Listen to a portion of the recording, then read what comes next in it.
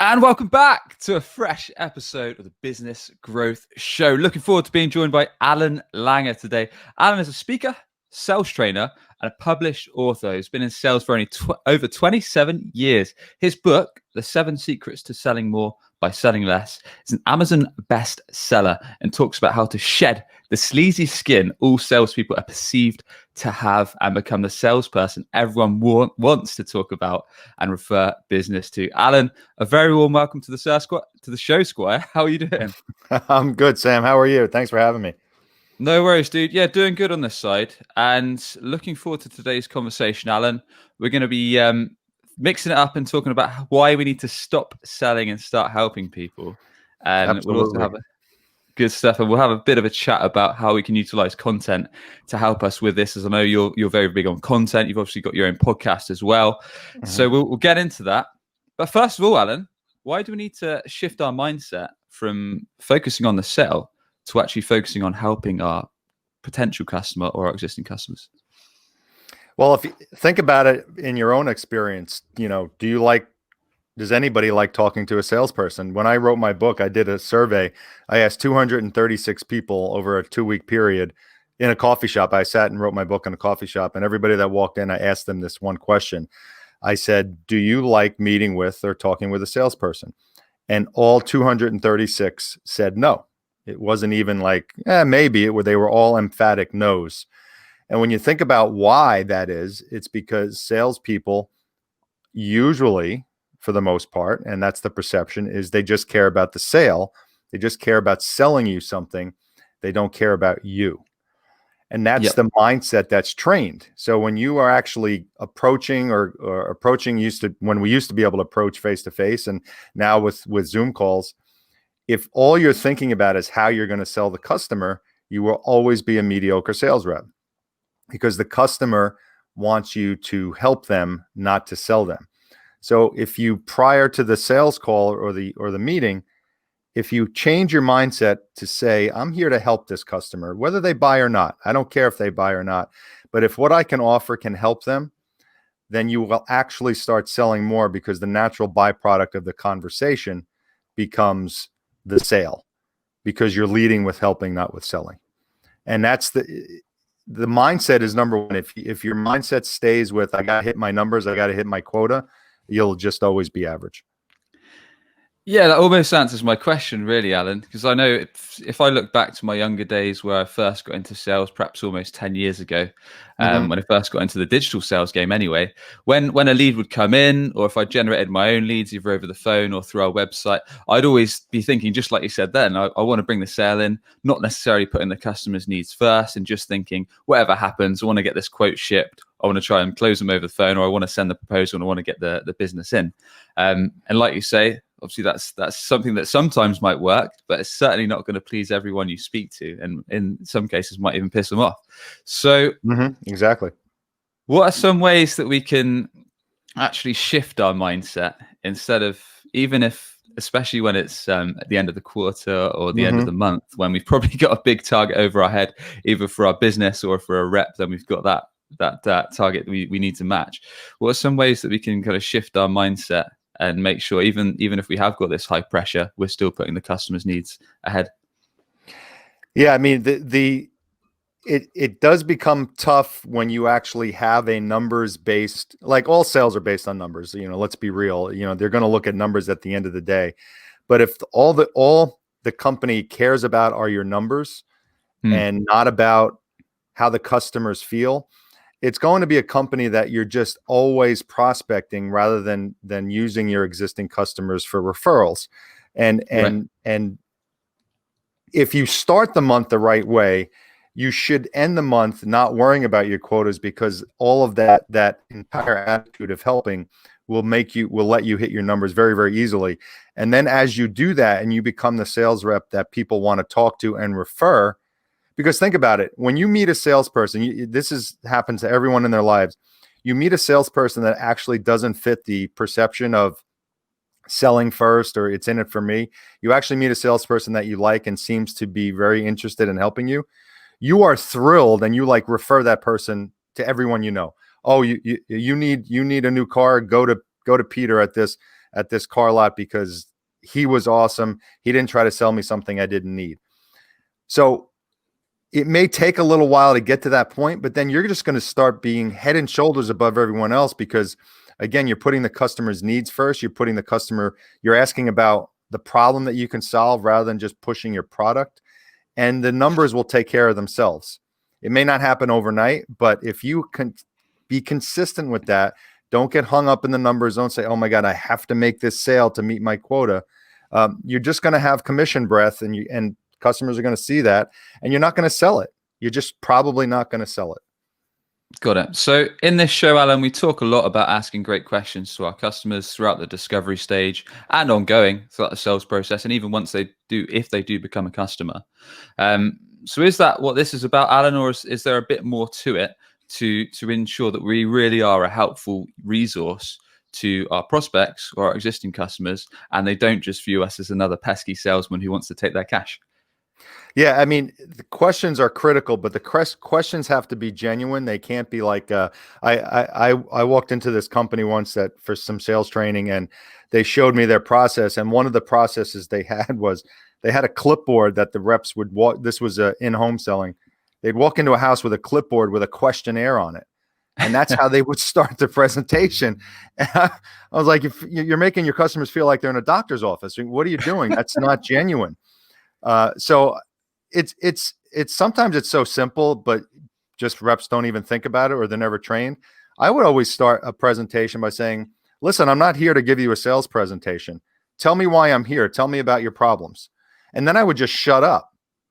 And just that simple introduction, their walls went down. They took a deep breath like, oh my God, this guy's not a typical salesperson.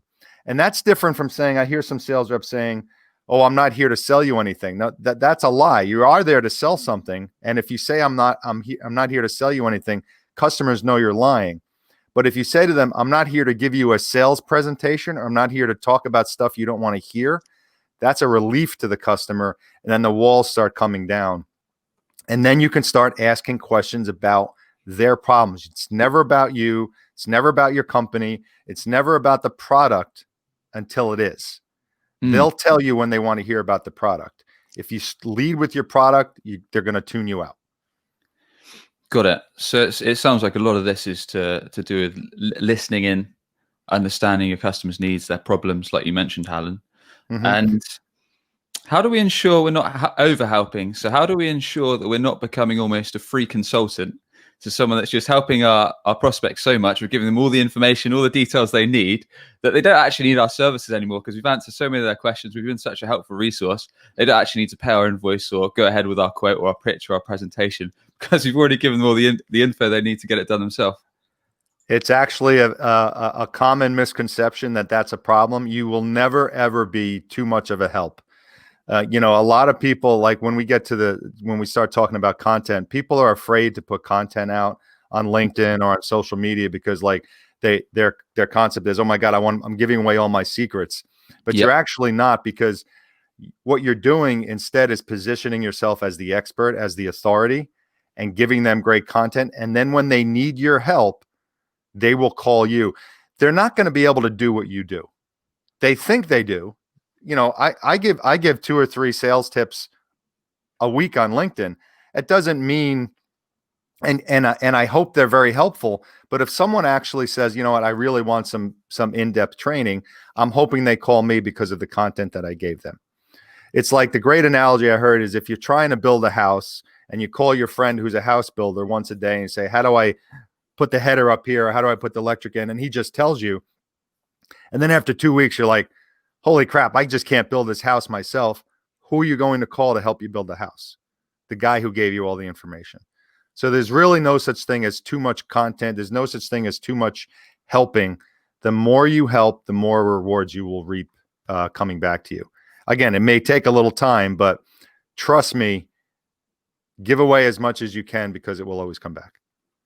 Definitely. And that's something I've personally seen a lot, especially with LinkedIn and tools like that. So without further ado, let's jump into the content side, Allan. As I was saying before, I know you're big on content, just like myself, just like the show. You've got your own podcast. You've put a lot of useful tips in terms of sales and that kind of good stuff across social. So Why do we need to leverage content to, within the essence of the show, be helpful to build up trust? Is it going to be a good use of our time? How quickly can we see the results? Why should we even consider doing it?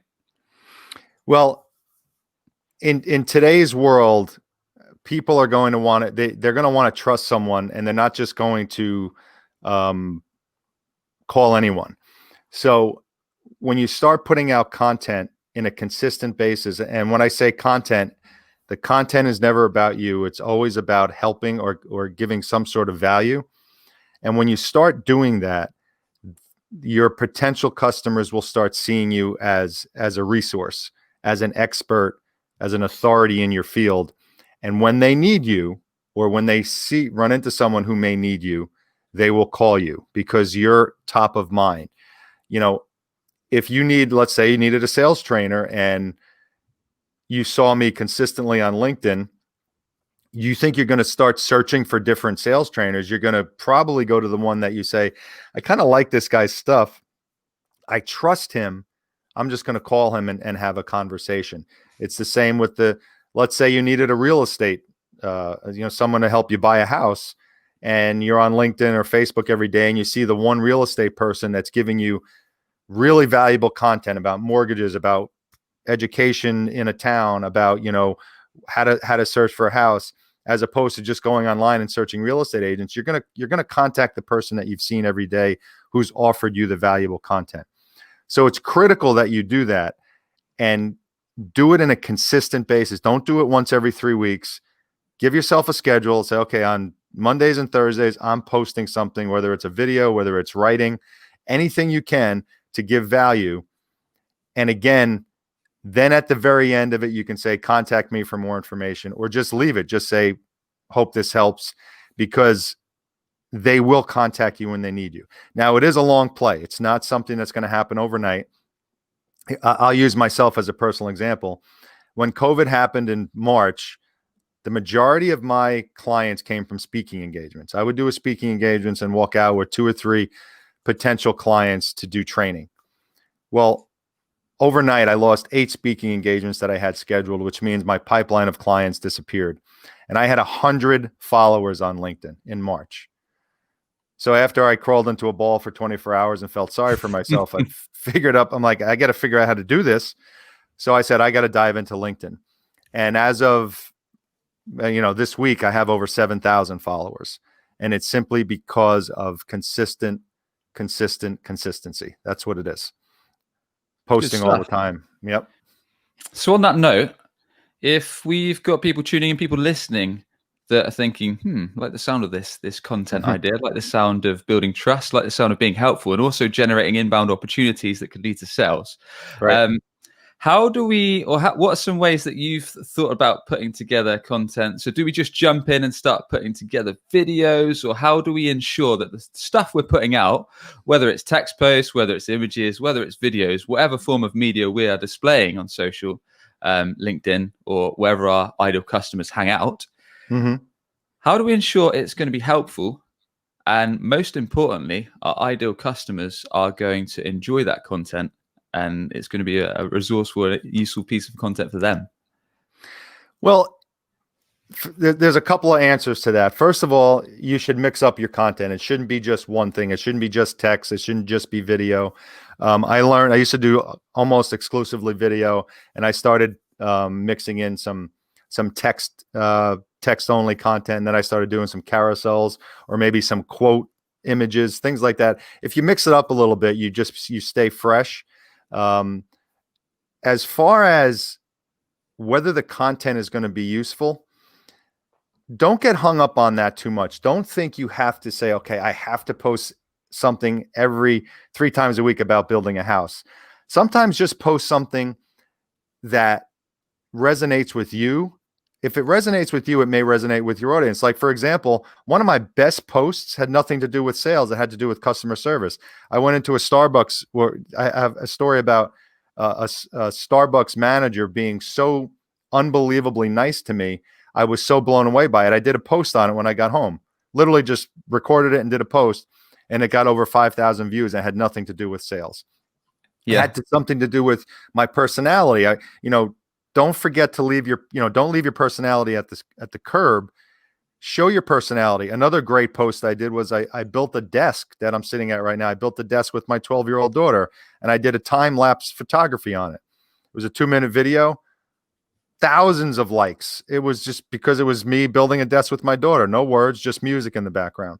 So every now and then mix it up with your own personality. And then to find content, I know people struggle with, all right, what am I going to say today? Always write down something that pops in your head. You'll usually throughout the day, things will pop in your head that you kind of just let go.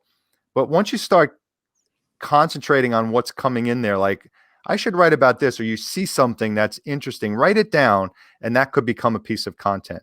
Or do a Google search. What's trending in sales right now? What's trending in home building right now? If it's trending, that means people are asking questions about it, and do a post about that. Love that. Yeah, completely agree. Especially in terms of mixing up your content, like you say, because you've got to let your personality shine through, You and have to. almost to prove to people you're not a robot, right? So you're not just Exactly. constantly saying like, "This is my work. This is how I can help you." Blah blah blah. Same thing every day out. And like you say, it's funny that you mentioned that a non-work-based post was your best, because I remember back when COVID first hit. So this must have been March or April. I think I posted a picture of me and my dog, and I was eating a toasted sandwich. And I said something stupid like, I've just brought out the toasted sandwich maker for the first time in 10 years because I got so bored. And then that was one of my most successful posts ever Right. in terms of likes and engagement. I was like, why? No idea Yeah. why. But I Yeah. think people just kind of clicked with it.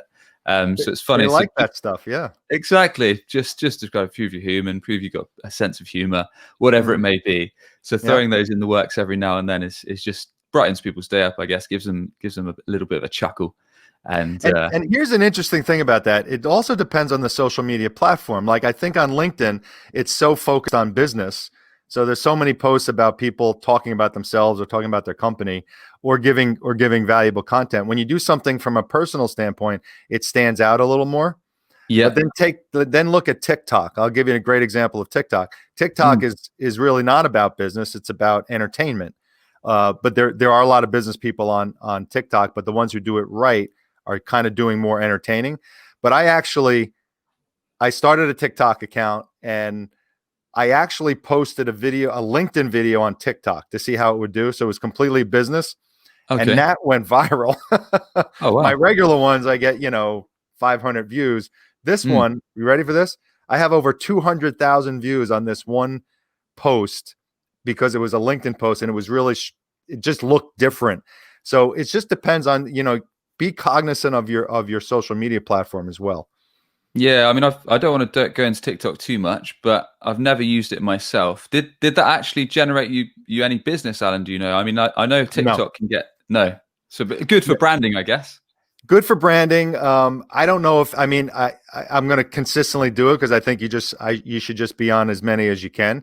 I don't do it I'm not on it every day like LinkedIn, but I mean now I have 3,500 followers. That's 3,500 people who didn't know me, basically a month ago. So maybe it'll turn into something. I don't know. I would think so when you get to that many people, but that one thing, it made me laugh because it went viral, and my 12-year-old daughter is really mad at me because she has not had a video that's gone viral yet. So now you're ahead. She's Now I'm ahead trying of to her. claw her way back and get to the top of the leaderboard. Yeah. Cool, man. So no, I really love that point about mixing up, showing you're a human, showing you've got personality, you've got a bit of sense of humor about it. It's almost like a pattern interrupt. So when people are scrolling Yeah. through the feed, instead of just seeing the same old post, they're seeing something a bit different that spices it up a bit. Cool. And any other ways? Any other ways? I know you mentioned, which I do as well, Alan. I often, if I'm out walking the dog or going for a run or something comes into my mind, I might just jot it down on my iPhone notes app, and then that way, later in the week, later in the day, I might use it as a piece of content. So I really like that because I use that a lot myself. Are there any other ways that you use to leverage to actually make sure that the content you're putting out isn't a sales pitch, but it's actually genuinely useful, not just to everyone, but to people that you want to be doing business with? Yeah. Anytime you start, I always took this when I learned some copywriting. One of the best pieces of advice I learned in copywriting was when you write a piece of marketing material or press release, whatever it is, anytime you see the word I or me or we, change it to you or your, because if you're talking about yourself, no one's listening. If you take the same copy but turn it around to the customer, they will listen. It's the same thing in content. If you start anything with, so I, you know, if you look at LinkedIn closely, if you see the posts that say, you know, we just opened a new office in Memphis today, and there's a picture of the people standing in the office, that usually has about 3 or 4 likes. And there's a reason for that, because nobody cares except for the people who are standing in the office. If you instead said, we're introducing some new software, and you talk about how the software, not even, that's a bad example. You just talk about some value, and then you can say, we're bringing this value from this new office. It's different because you started talking about the value that you can bring the customer without talking about yourself. So anytime you feel like posting something about your company or about yourself or about an award you won or anything like that, just know it's not going to get much engagement, because people don't care. They just don't. They want, what's in it for me. It's WIFM radio. It always is about what's in it for me. That's what people will read and stop and look at. Yeah, I think that summarizes it pretty nicely, really. Make sure it's actually going to help out your ideal prospect, ideal customer before you post it. So instead of just putting something out, like you said, that's all about me, oh, we just won an award, we just got upgraded our office, we just did this, we're so great. No one cares. Nobody cares. How can you help me? What tip can you provide me today? What can you say of interest? What can you teach me that I didn't know yesterday? What free material do you have for me that's going to be of interest, of use, going to help me get better at business? So yeah, that hits the nail on the head pretty well, I'd say. Cool. So moving this back to selling more directly, if we are, so I know pre-record we talked a little bit about sales presentations, and I think you were going to give some ideas on how we can actually leverage things like social proof and why they're quite important when we're in more of the closing aspect of business or trying to bring business to the table. How we can leverage social proof and how that can help us. So I think one of the best, I hate to call it a technique or strategy, but for lack of a better term, one of the best techniques you can use as a seller is invoking social proof.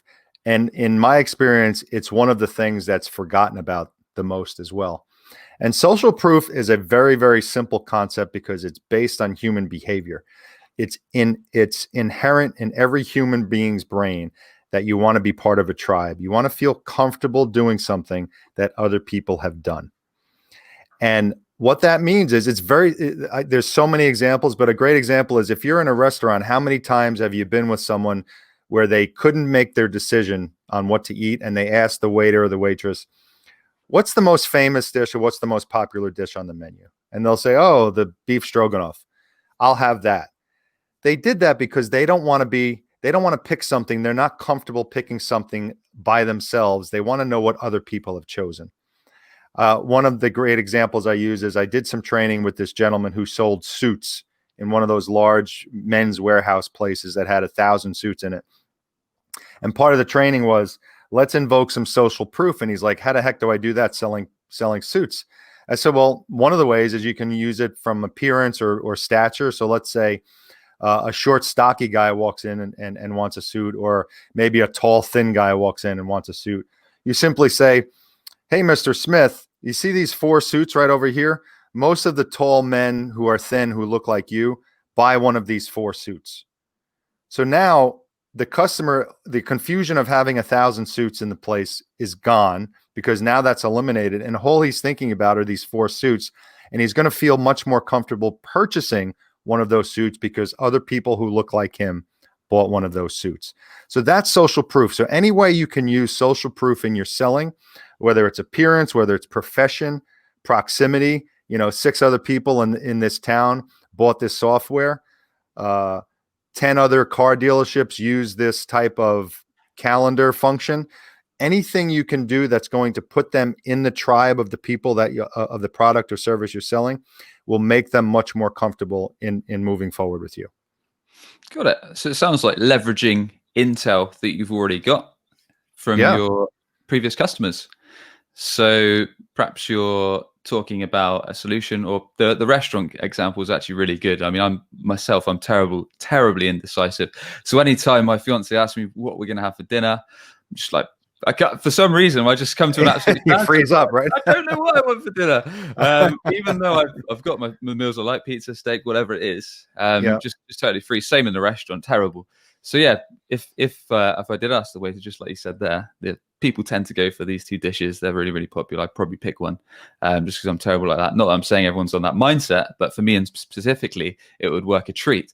And that's like when you're talking about your product and your customer might say, not too sure out of these three options, which would be the best. And I guess you could say, Allan, well, based on your client, based on similar type of clients to yourself, they tend to opt for this solution because of X, Y, Z. Tends to be a good fit based on experience working with clients. Typically in your sector, they like to go with this because of this.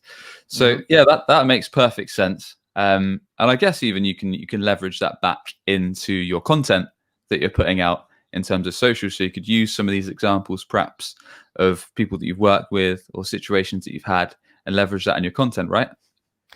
Absolutely. You can always start your content by saying, of the 50% of the people I've worked with this year are XYZ, or even for someone like you, in the web business, if you have a car dealership contact you and you've had 7 other clients who are car dealerships, you just leverage that saying, yeah, we've worked with these other 7 car dealerships and they've increased their sales because of our SEO by 35%. We all see social proof every day and we don't even know it, especially online. Like, how many times are you online looking at a product, or even like a hotel room? How many times does that bubble pop up and say, Joe from, London just purchased this hotel room or is looking at this product? That's social proof. It's giving you kind of like, it's doing one of two things. It's giving you anxiety because now they're using scarcity, because you may not be able to get the product if people keep buying it. And number two, other people are buying it. So you're like, I got to buy this because I'm not the only one. So that's leveraging 2 areas of influence, which is scarcity and social proof. And the retail industry, and especially the online retail industry, does it brilliantly. And it's not by accident. Trust me, it's there for a reason. Oh no, and exactly when we're building websites for clients, especially sites where businesses want to generate inbound leads, inbound opportunities, or even sales, we'll nearly always leverage social proof. So it could be things like on the homepage, you've got client testimonials or client reviews, or perhaps you've got accredited logos or some of the big brands that they're working with, or accreditations, all this kind of good stuff. So it just means as the visitors scrolling through the website, it's just building layers and layers upon trust. That could be the tipping point from them being just a browser, just having a look, to actually taking the leap and then giving you a call or filling out that form, just because you've tipped them over the edge. They built that trust that you're reliable, that you're a helpful company, and that's made them motivate them to take action. Sorry, Allan, were you going to say something there? Yeah, you can actually take that a step further, because there's different layers of that. So on a website, you're appealing to, you don't know who's looking at your website. So you're going to have sort of like those testimonials, I call them generic testimonials, where you just get these great testimonials from anyone you've done work with. But if I'm like a doctor and I'm looking for a website, you're going to build the trust and the authority from that stuff you put on there. But then when I talk to you, you take it to the next level and say, yeah, we have 17 other doctors that we've done websites for.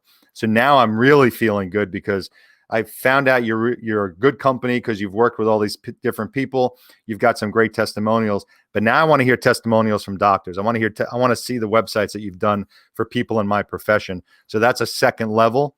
And then when you're able to do that, you're off and running. That's a home run. Yeah. I mean, this could almost be a whole conversation in itself. I mean, Absolutely. then you could do things like crack on with your case studies, I guess, right, Allan? So if you've helped a client in the sector, you could even start weaving in storytelling. So if they had a similar situation to them, you could say, look, this customer came to me 6 months ago with your exact problem. In fact, they're in your sector. They had this issue with getting inbound leads, so we took them through this strategy. We really held their hand to do this, and as a result, they've 3x their revenue. They've onboarded a bunch of clients, and they're really happy. I'm happy to send through their case study to you if it would be of use.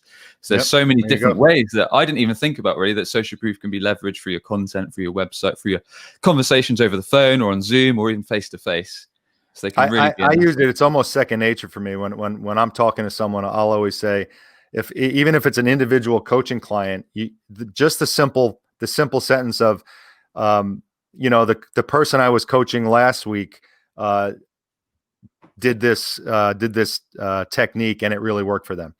That's it. That's social proof. That right there is talking about another person that's being coached and a technique that I'm talking about, and that person used it and is successful. It'll make them feel much more comfortable. One, that there's another person that I'm coaching, and two, that the technique that I'm asking them to do worked with someone else who's like them. Yeah, it's just like a weird subconscious thing, isn't it? That you've heard that someone else has had success doing what you want to do, and it's like, oh, in that case, I might go for it, because I can see it's so powerful. You're right. This could be 3 shows. I could talk about social proof and the different powers of influence for a long time. So, but it's really good stuff. Awesome, dude. Just to wrap up, I think you had a few tips on how we can utilize our pricing strategies. I appreciate this is a bit off topic, but I thought it could be quite an interesting conversation, as it's not something we spoke a great deal about. So, did you have some tips for us in terms of pricing strategies that can be quite useful in terms of our selling? Yeah, another whole show, but I'll give you a couple of quick tips. Number one, and this is, you see back to the retail industry, and don't think this is just for retail. The human brain, it's been proven by 1,000 studies, is more comfortable with numbers that end in a 9 or a 7. They still don't know why, but $9.99 looks and feels more comfortable than $10. And it's not because it's less expensive. It's only 1 cent. But the physical appearance of the 9 makes a person's brain feel more comfortable. If you saw, a widget for $9.99 and another widget for $10, even if that other widget may be better, you're still going to buy the $9.99 one. Almost, I think it's like 93% of the time. So, and even if you have a service, don't say we charge $2,500 for a website, make it $2,497. If they're looking at 2 website people, one's $2,500, one's $2,497, they're buying you because your pricing ended in a 7. The other way, this is the final tip, and you kind of touched on this when you were saying, you're showing 3 different packages for your products, and most people choose this one. Well, there's also a way you can set up your pricing packages where you want the customer to purchase the one that's best for them, which is usually the high-end package. See, the mistake I see many companies make is they'll put their pricing in 3 packages. It should always be in 3, by the way. You should always have 3 choices for your pricing, not 1. Should always have 3, but they want people to go to the middle package. So they'll say this widget is $2, the middle widget is $4, and the gold widget is $6. Well, as a consumer, you're like, well, let me take the 4 because I don't want the cheap one, but I don't want to spend the money on the large one. So you buy the middle one, but guess what that does psychologically? You bought the middle one. You bought the average one. Okay, I'm average. I'm buying the $4 one. I didn't buy the cheap one. I didn't buy the most expensive. So the company doesn't come out feeling like they're a good company. What if you did $2, $5, $6? Now the middle one is $5. Well, I'm not going to buy the $2 one, but for only $1 more, I can buy the large. Now I'm feeling great because I got a great deal on their best package. So if you can position your pricing where that middle one is really, it's only there to get them to the best package, because the best package is the best one for them, and it's also the best profit margin for the company. And at the end of the day, they're feeling great because they got a good deal on your best package. So break your pricing into 3, put that middle option closer toward the large. Naturally, they'll go for the large, and they'll feel better about doing that. That's a nice little tip. Might have to try that in some future proposals and presentations. See how it goes. Yep. Definitely do it. Trust me, it works, and customers feel better about buying it because, like I said, they feel like they got a really good deal on your best package. And on that bombshell, let's wrap things up. Allan, really appreciate you coming on the show, man. Thanks so much. No, my pleasure. And Thanks for inviting me. no worries, dude. Please do share more about how people can learn from you, how they can connect with you, and the best way for them to get in touch. So really my website is the easiest way. It's allanger.com. So ALLANGER.com. And I also, here's another quick tip. I have everyone knows about Linktree. Well, there's another one called Flow Page. And if you go to flow.page/Allan Langer, it has all of my links to everything in one spot, all my social media, my website. I have a nonprofit that I run with my daughter, and I also have a master course that I teach. All the links are there. So it's flow.page/Allan Langer, ALLANLANGER, and it'll have everything there. My website will as well, but this is kind of like in one compact spot. So it's pretty neat. And if people want to check it out, I'm not selling Flow Page. I don't get anything for it, but I just think it's better than Linktree in my opinion. So there you go. Nice one, Allan. And all those links will be available over at the site businessgrowth.marketing. And with that, thank you once again, Allan. Really appreciate you coming on. All right, Sam. Have a great day over the UK, and hopefully we'll talk soon. Cheers, dude. And if you enjoyed the show, be sure to hit subscribe wherever the heck you get your podcast from. We interview podcast leaders, we interview business leaders each and every week to get actionable tips across sales, marketing, all to help you grow your business. And with that, we'll catch you on the next episode. Thanks very much for tuning in.